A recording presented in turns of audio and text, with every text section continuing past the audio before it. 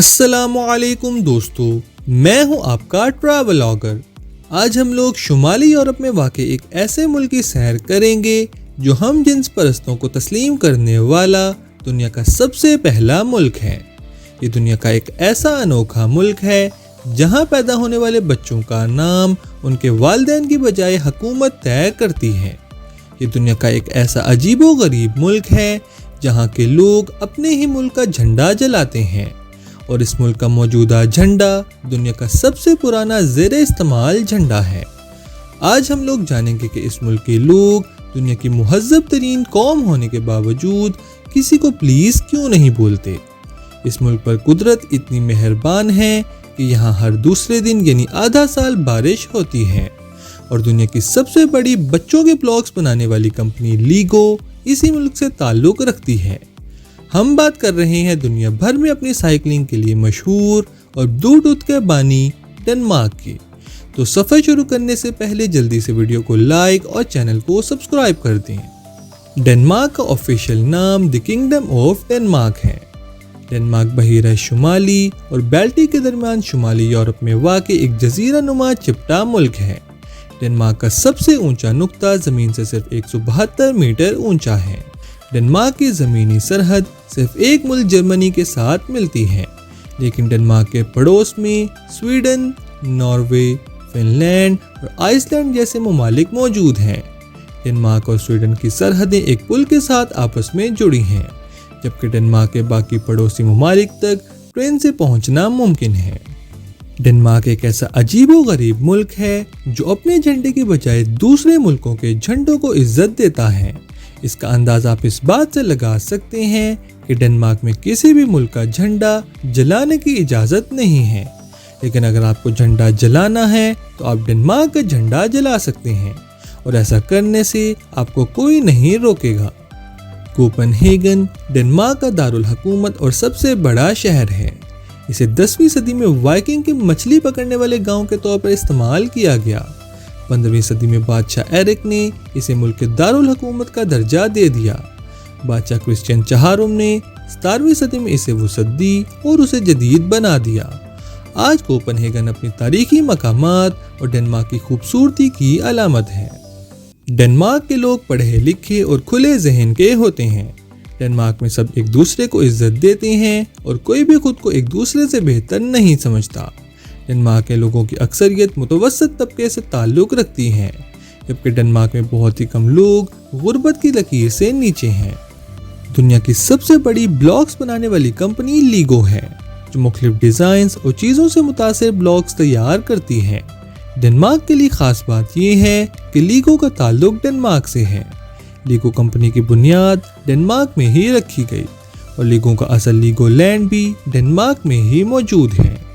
Denmark کے باشندوں کی سب سے پسندیدہ سواری سائیکل ہے۔ ڈنمارک کے دارالحکومت کوپن ہیگن کے لوگ ہر روز اوسطاً تقریباً 3 کلومیٹر سائیکل چلاتے ہیں، جو اسے دنیا میں سب سے زیادہ سائیکل استعمال کرنے والا ملک بناتا ہے۔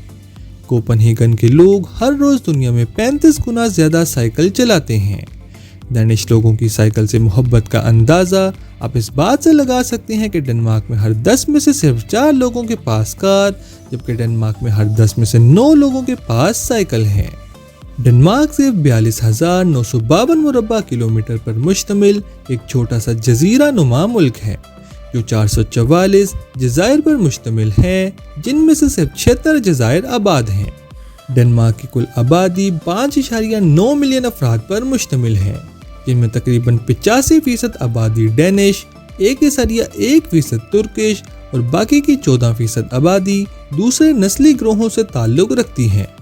ڈنمارک کی سرکاری زبان ڈینش میں لفظ پلیز کا کوئی وجود نہیں ہے، یعنی پلیز کا ڈینش زبان میں کوئی ترجمہ ہی نہیں ہے۔ یہی وجہ ہے کہ ڈینش لوگ کبھی پلیز نہیں بولتے، اور ڈینش لوگوں سے پلیز کی توقع رکھنا بالکل بیکار ہے۔ ڈنمارک کے بارے میں ایک حیران کن حقیقت یہ ہے کہ ڈنمارک میں پیدا ہونے والے بچوں کا نام ان کے والدین کی بجائے حکومت طے کرتی ہے۔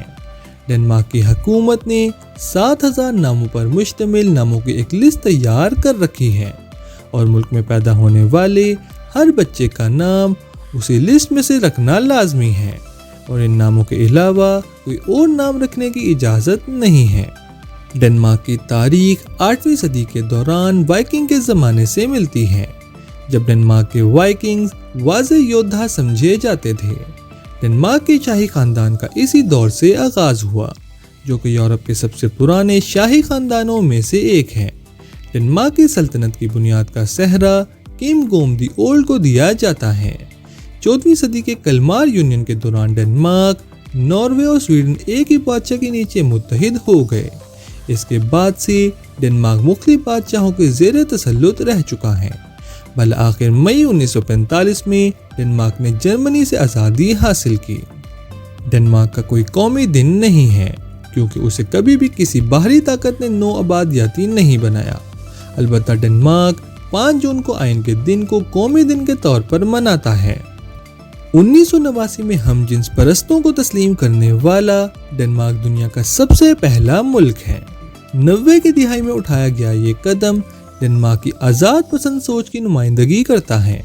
2012 में डेनमार्क हम जिन्स परस्तों की शादी को भी कानूनी हैसियत दे चुका है। डेनमार्क तफरीही सरगर्मियों पर जोर देता है। इसका अंदाज़ा आप इस बात से लगा सकते हैं कि दुनिया के 2 सबसे पुराने अम्यूज़मेंट पार्क्स डेनमार्क में मौजूद हैं। डेनमार्क में मौजूद बेकन दुनिया का सबसे पुराना अम्यूज़मेंट पार्क है, जो 1584 में कायम किया गया। इसके अलावा डेनमार्क में मौजूद टिवोली गार्डन्स 1843 में कायम होने वाला दुनिया का दूसरा सबसे पुराना अम्यूज़मेंट पार्क है। डेनमार्क की सरकारी ज़ुबान डेनिश है और मुल्क की 98% आबादी डेनिश ज़ुबान बोलती है। इसके अलावा डेनमार्क में बचपन से ही बच्चों को अंग्रेज़ी भी सिखाई जाती है और मुल्क की 86% आबादी अंग्रेज़ी को अपनी दूसरी ज़ुबान के तौर पर इस्तेमाल करती है। डेनमार्क 1973 से यूरोपीय यूनियन का रुकन रहा है, लेकिन इसके बावजूद डेनमार्क यूरो करेंसी इस्तेमाल नहीं करता।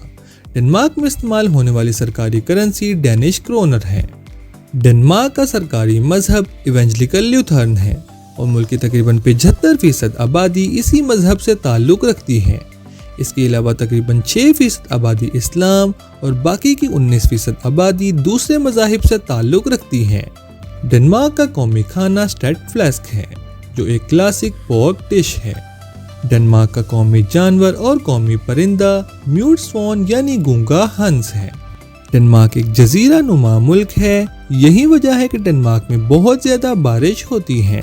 डेनमार्क में तकरीबन हर दूसरे दिन बारिश होती है और मुल्क में सालाना औसतन 171 दिन 0.1 मिलीमीटर तक बूंदाबांदी होती है। डाटा ट्रांसफ़र करने की सबसे मशहूर सर्विस ब्लूटूथ डेनमार्क की इजाद है। और अगर ब्लूटूथ के नाम की बात करें तो ब्लूटूथ का नाम डेनमार्क के 10वीं सदी के बादशाह हराल्ड ब्लूटूथ के नाम पर रखा गया था, जिसे डेनमार्क को एक मुत्तहिद रियासत बनाने का एजाज़ हासिल है। और अगर हम ब्लूटूथ के सिंबल की बात करें तो वो हराल्ड के H और ब्लूटूथ के B का एक मजमुआ है। डेनमार्क की GDP कुल 423 बिलियन अमरीकी डॉलर्स पर मुश्तमिल है। डेनमार्क के लोगों की औसत सालाना आमदनी तकरीबन 61,250 अमरीकी डॉलर्स है, जो कि पाकिस्तान के मुकाबले में 34 गुना ज़्यादा है। डेनमार्क का डायलिंग कोड +45 है। 16 किलोमीटर तवील इंजीनियरिंग का शाहकार ओरिसन पुल डेनमार्क की पूरी दुनिया में पहचान है, जो डेनमार्क को स्वीडन के साथ जोड़ता है।